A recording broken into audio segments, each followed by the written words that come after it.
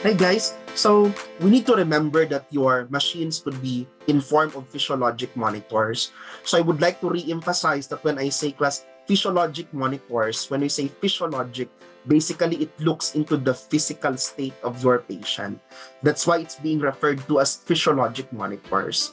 Now, plus your physiologic monitors are able to incorporate both your arrhythmia and then your hemodynamic monitoring capabilities.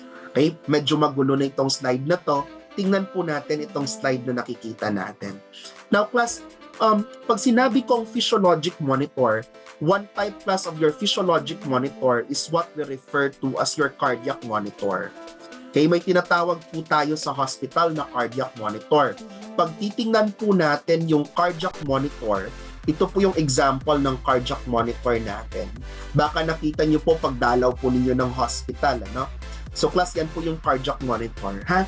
Hindi po ako nagbebenta sa Shopee, pero it so happened lang na yun nung lumabas. Okay? So class, kung nakikita po ninyo, 21,000 pesos po siya sa Shopee. Kaya pag-ingatan nyo po siya. But class, the main point here is that these are your cardiac monitors. And different models of cardiac monitors are actually seen in the clinical setting. Now, as nurses, it is part of our responsibility to be able to understand what a cardiac monitor does. And that is one class example of a technology being applied in our healthcare. Okay? So class, yan po ang isang example na ng technology that is being applied in the nursing care. Now, class, tingnan natin yung cardiac monitor. Okay? Nakikita po ninyo ang parts ng cardiac monitor sa screen natin. Isang malaking disclaimer lang po, isang malaking disclaimer lang guys, na hindi po lahat ng cardiac monitor ganyan yung format. Baka mamaya pupunta kayo ng hospital tapos sasabihin nyo, uy, bakit wala yung heart rate dyan sa upper right hand corner? Bakit iba yung nakikita ko? Magkaiba-iba po yung layout, but usually these are the components that are being included. Now, let's try to look at them. Number one class is your heart rate. Okay, number one class is your heart rate.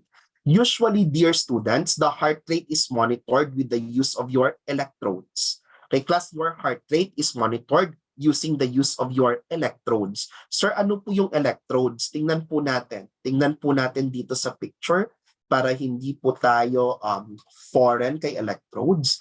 Okay, I think you've experienced this. Class, di ba? Sino po sa inyo nakapag-ECG? Sino na po sa inyo yung naka-experience na nag-ECG? Raise hand nga. Sino po yung naka-experience ng ECG? So sa mga naka-experience po ng ECG, sa mga may sakit po sa puso, so class, if you can recall, there are electrodes attached to your skin. Okay? Class, those equipment being attached to your skin is the electrode that we are referring to. And there are actually different types of electrodes and different number of electrodes. So class, this is not inserted to your skin. Pinapatong lang po yan sa skin mo. Yung iba po, parang nagsa-suction effect siya. Yung iba, dinidikit lang siya. Okay? Those are your electrodes. And class, your electrodes is able to determine your heart rate. And that is displayed in your cardiac monitor. Now, bakit ko po sinasabi yan? For example po, lumabas po dito na yung heart rate ng pasyente mo 0. Magiging happy tayo or magiging alarmed? Lumabas sa cardiac monitor, 0 yung heart rate. Will I be happy as a nurse or will I be alarmed? Wala nang sumasagot. Hello po, nandiyan pa po ba kayo? Okay? So you will be alarmed, di ba? You will be alarmed. But for example, 0 dito yung heart rate, pero nakikita mo yung pasyente, nakakausap mo. Kaya nakita mo cardiac monitor, 0 beats per minute. Pero nakakausap mo yung pasyente, maganda pa yung hi, hello sa'yo, maganda pang good morning, lahat ng bati sa'yo, maganda. So class, anong isa mong titingnan? Baka na-detach lang yung electrodes ng pasyente natin. Okay? Baka na-detach yung electrodes ng pasyente natin. Saan po natin titingnan yung mga ganon? So class, pwede po natin yung makita. Okay? Pwede po natin yung makita sa mga ports po na nakikita po natin sa cardiac monitor. Okay? Now, pag titingnan po natin itong cardiac monitor na to, ay, bumukas talaga yung Shopee, Okay? Huwag na tayo dyan. Baka mamaya mapagkamalan pa akong nagpo-promote.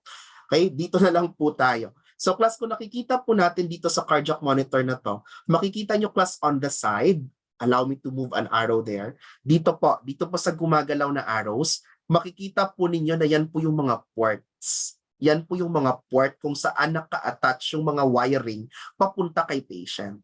So pag nakikita nyo po na 0 po yung pulse ng pasyente, assess the patient po. And then once your patient is alive, awake, enthusiastic, tingnan nyo po yung machine. Baka nagka-problema lang po tayo sa connection. Okay? That's one thing that you need to consider. Now, next, class, you have your 2 here, blood pressure. For the blood pressure displayed in the cardiac monitor, it's usually 2 types. No? Meron po tayong tinatawag na NIBP at meron po tayong tinatawag na ABP. Okay? Class, pag sinabi ko pong NIBP, that's your non-invasive blood pressure monitoring. Pag sinabi ko naman pong ABP, that is your arterial blood pressure monitoring. Okay?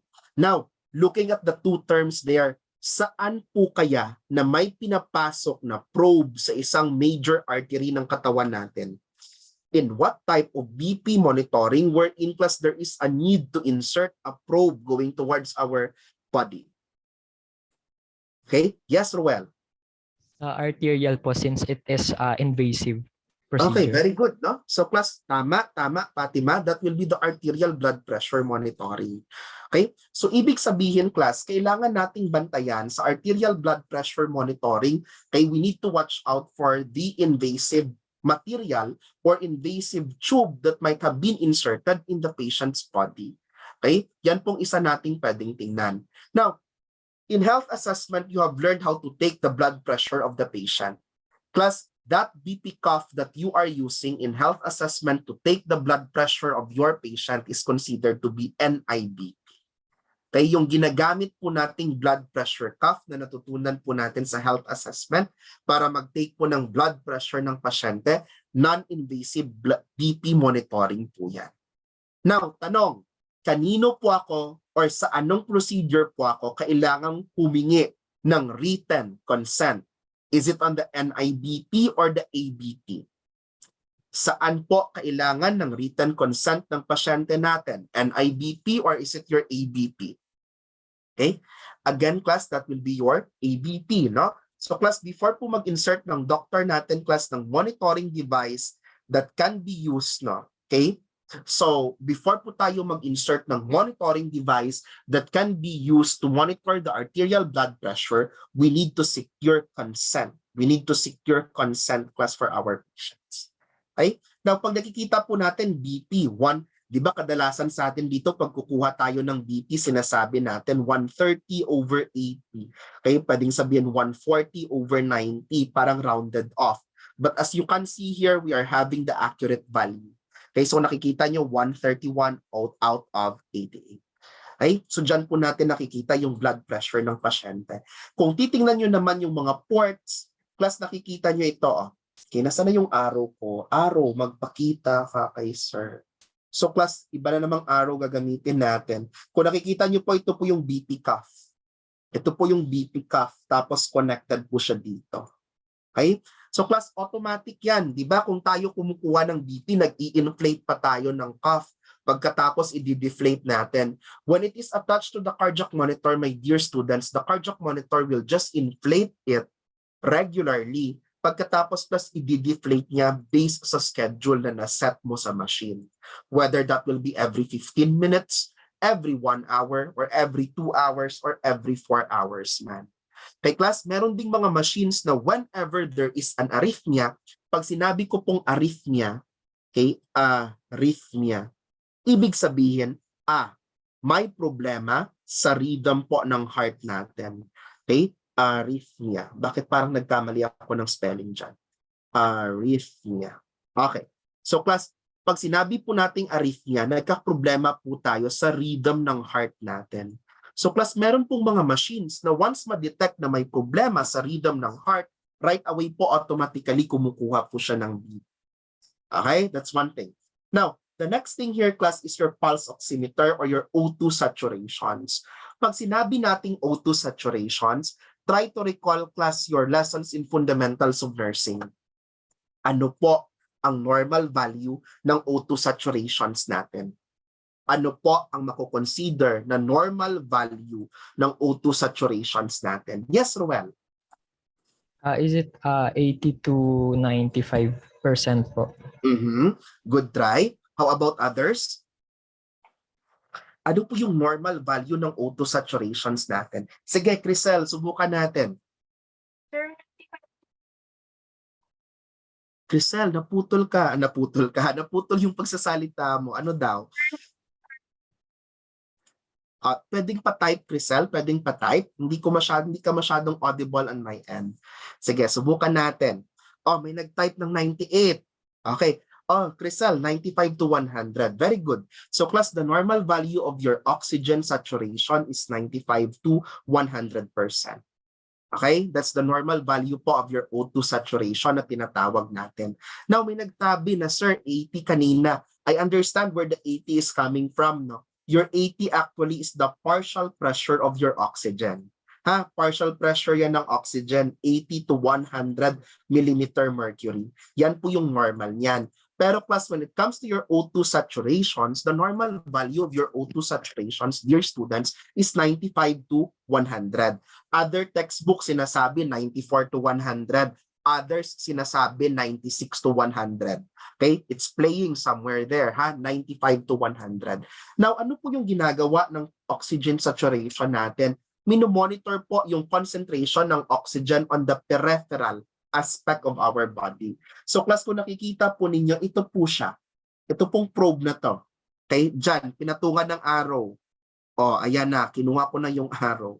Kung nakikita niyo yung iniipit sa kamay nyo, okay? Yan po yung nagmo-monitor ng pulse oximetry natin or ng oxygen saturation po natin. Okay? Now, the next thing, class, is that you have your respiratory rate. Respiratory rate, class, is usually taken care of by your electrodes rin. Ano? Kasi, class, nararamdaman po ng electrodes natin yung movement ng chest natin. Now, you also have, class, your vital signs record. So, yung VS record po natin, nagpapakita ng history natin for the past hours. Pagkatapos, class, meron tayong respiratory waveform. Ang respiratory waveform naman po natin, nagpapakita po ng paghinga ng pasyente natin. Okay? So class, your respiratory waveform shows to us the breathing pattern of your patient. So class, it's a graphical description of how a breath is delivered by a patient. So dyan po natin makikita, pag titingnan ko pong itong nasa screen natin, makikita natin na regular po yung breathing pattern ng pasyente natin. Okay? So, may mga tinitingnan po tayong parameters dyan if you are already an intensive care unit nurse. Pagkatapos, class, ito naman yung O2 saturation waveform. Pag sinabi nating O2 saturation waveform, basically what it's doing is that it's a graph of your oxygen saturations. Okay? It's a graph of your oxygen saturations. So, tinitingnan niya, class, na, di ba? Kapag dito po tayo sa kapilya or pag dito po tayo sa distal aspect ng kamay natin, anong nangyayari? So, meron po tayong circulation, yung artery po natin magpapadala ng dugo dito. Tapos si vein naman natin yung gagana, artery magpapadala ng dugo. Si vein naman, babalik yung dugo papunta kay heart. So class, dyan mo nakikita na tataas yung oxygen saturation, bababa, tataas, bababa, tataas, bababa. Pero kita nyo, normally to class kasi regular yung pattern niya. At saka right away, umaakyat po siya. So ibig sabihin, enough yung oxygen na pumupunta dito sa distal aspect ng kamay natin. And then number 8, perhaps, that later on you would need to learn in detail once you have your medical surgical nursing class is what you refer to as your ECG strip. Okay? Now, merong mga cardiac monitor, dear students, na nagdi-display ng ECG strip na 12 leads. Ano? So class, nagdi-display po yan ng ECG strip in 12 leads. Ano pong example? No? Tingnan po natin ganito. Okay? If you would look at this, those are actually the first 3 lines on the cardiac monitor shown on your screen on the right side are actually ECG tracings. Okay? So ito class, first 2 lines, ECG po siya. Pagkatapos may mga cardiac monitor din na, tingnan natin yung ibang model dito. Okay? Ito class, 2 lines din yung ECG tracing niya. Now students, if you are dealing with an adult patient, your ECG for an adult patient is usually done 12 leads. Okay, again, so class, for an adult patient, we usually do your ECG 12 leads. In a pediatric patient, we usually do your ECG 16 leads. Now, bakit po nagkaganon, ano? Ano pong ibig sabihin ng leads? Plus, ganito na lang muna yung isipin nyo. Bawat lead, it's telling you a picture of a certain part of a heart. Okay? Bawat lead po nagpapakita ng isang aspect or isang phase ng heart natin. Kung kaya may 12 leads sa adult, may 16 leads sa pediatrics. So sir, ano pong ibig sabihin ng 2 lines na yon, no? Halimbawa, in this cardiac monitor, those are 2 lines. Plus kung nakikita nyo yung naka-display dyan is parehong lead 2. Okay, dito ko nakita, may label siya, lead 2, lead 2. Okay, so both lead 2 are being displayed here. Class, you can actually set in your cardiac monitor if anong leads yung ipapakita ninyo. Okay? Pwede po nating iset in the cardiac monitor kung anong leads po ang ipapakita po natin. Class, wag yung isipin na baka sinabi ko lead 1 at 2, lahat lead 1 to 12 ha. So class, usually it's lead 1, 2, 3, and then one lead is AVF, then you have your AVR, then you have your AVL. Pagkatapos class V1 to V6.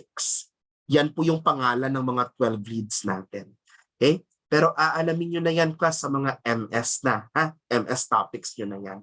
Pero as early as nursing informatics, I'm telling you that there is a certain type of technology that could help us discern whether the heart is having problems. Papakitaan ko kayo.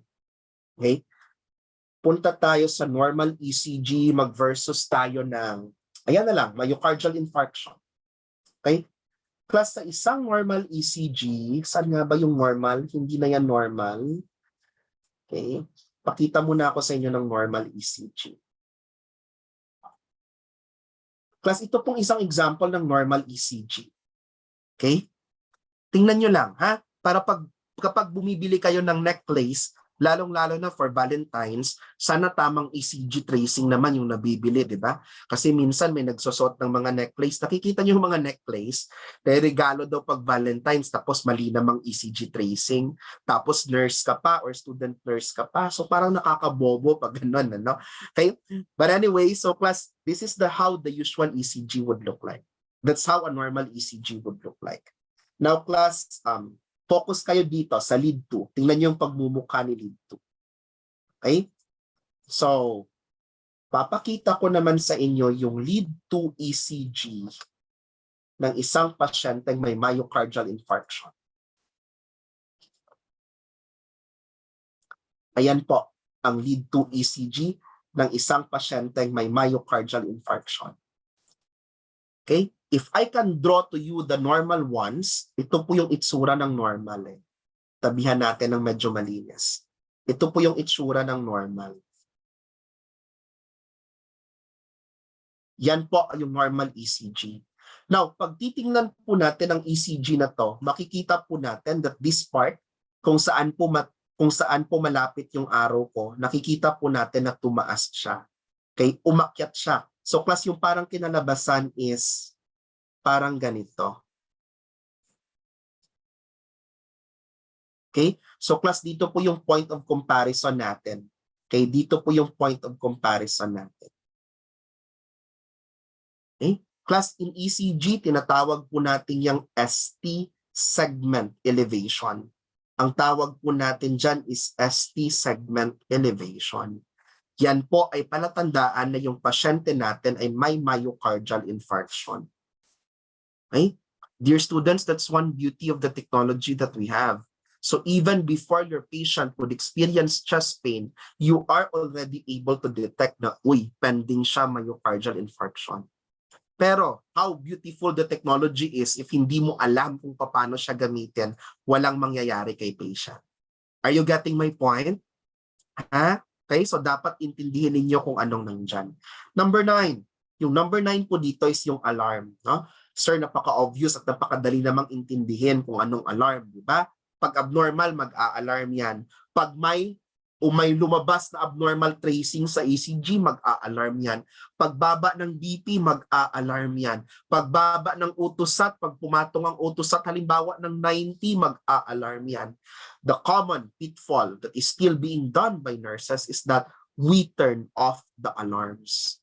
Okay? The common pitfall that we do is that we turn off the alarms. So allow me to remind you again that you are not supposed to turn off the alarms without addressing the concern of your patients. Okay? Do not turn off the alarms without addressing the concern of your patient. Kasi baka mamaya na turn off mo ang alarm pagka next shift, nagka-aggravating, or halimbawa may malalang kondisyon yung pasyente mo.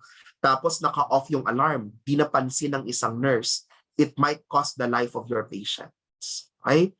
Plus, the alarms was made to inform you as a nurse kung ano yung pwedeng mangyari sa pasyente mo. Hindi po ginawa ang alarm para maging maingay yung buhay natin. Ginawa po ang alarm para pumabantayan po natin yung pasyente natin. Okay? Now, look at these other technologies that are available.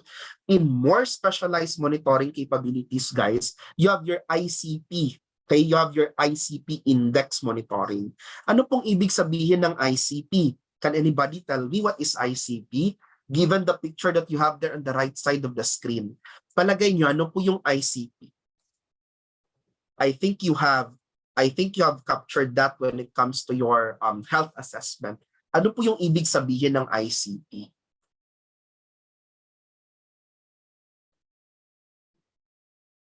Sige, manahimik po muna tayo at manalangin. Baka po may lalabas na sagot. Yes, Roel. Sir, try lang po. Oh, yes. Pwede, I think, pwede po ba yung neural impulses? Neuron Neural impulses. impulses daw. Okay, may kinalaman daw sa neural impulses. Malapit ka, malapit ka. Okay, it's an acronym actually. Pero yes, may relationship sa neurons. May relationship siya kay neurons. Ano kaya yung ICP? Sige na. Anybody? Concept po to sa health assessment. Mas gaganda yan sa MS later on. Okay? So students, no, your ICP stands for intracranial pressure. Okay? Your ICP stands for intracranial pressure. Now, gaano po nga ba kadelikado yung ICP, ano? So class, pag sinabi po nating ICP, it's very sensitive, no? So class, ang normal pong value niyan is 7 to 15 millimeter mercury. The normal value of that is usually 7 to 15 millimeter mercury. If I am not mistaken, Brunner and Sudar, one of our main textbooks in MS, would place the value at 6 to 12. It would place the value at 6 to 12 millimeter mercury. Now, bakit po siya mahalaga at bakit po siya sensitive? Meron po tayong kaibigan na tawagin po natin si Monroe Kelly. Okay? Class Monroe Kelly class has formulated a hypothesis. And according class to Monroe Kelly hypothesis, itong skull po natin may 30 incompressible components. Okay, may tinatawag po tayong incompressible components. Okay, i-correct po yung spelling, wala pong iyong Monroe. Okay, so class, ano po yung tatlong incompressible components? Class, that's the brain tissue, tapos the CSF that we have, and then the blood. Okay? Sabi daw ni Monroe Kelly hypothesis, yan po yung tatlong laman nitong skull natin na hindi po nagpapalit at dapat constant po sila. Now, anong nangyayari? For example, nasobrahan ka ng aral, no? Nasobrahan ka ng aral, sobrang matalino mo, namaga yung utak mo. Pag namamaga yung utak mo, class, okay? Sige, nurse tayo, gawin nating edema of the brain. Pag namamaga yung utak mo, class, tataas yung ICP mo, ha? Tataas yung ICP mo or intracranial pressure mo. Okay? So sir, anong conclusion? Huwag mag-aral. Galing yun, no? Okay? Biro lang yun, class, ha? Hindi nakakamaga ng utak yung sobrahang pag-aaral. A realistic example perhaps would be when your patient encountered an accident. Kapag na-aksidente po yung pasyente natin, tataas po ang intracranial pressure ng pasyente natin kasi nga po nagka-edema po yung patient natin. Okay? Now, kapag tataas po yung pressure, wala po siyang opportunity eh. Halimbawa, isipin nyo na lang, kapag sa kamay ninyo, kapag namaga yung kamay natin, di ba class mag-i-inflame siya? Lalaki siya. Dito sa brain natin, kapag mamamaga yung utak natin sa loob, yung ibang parts po affected. Ano pong nangyayari? Pag nag-inflame po yung brain natin, kapag nag-edematus po yung brain natin, yung blood flow po sa brain natin magiging konti. Yung CSF po natin or cerebrospinal fluid, which is the food of our brain, would also be decreased. Okay? So yan yung nangyayari, ano? So, sabi ni Monroe Kelly, dapat constant sila or else mag-i-increase talaga yung ICP natin kasi nga walang opportunity. Walang opportunity para magpalaki kasi our skull is solid. Now, ano lang naman yung message ni Sir? Plus, we already have technologies that monitor your intracranial pressure.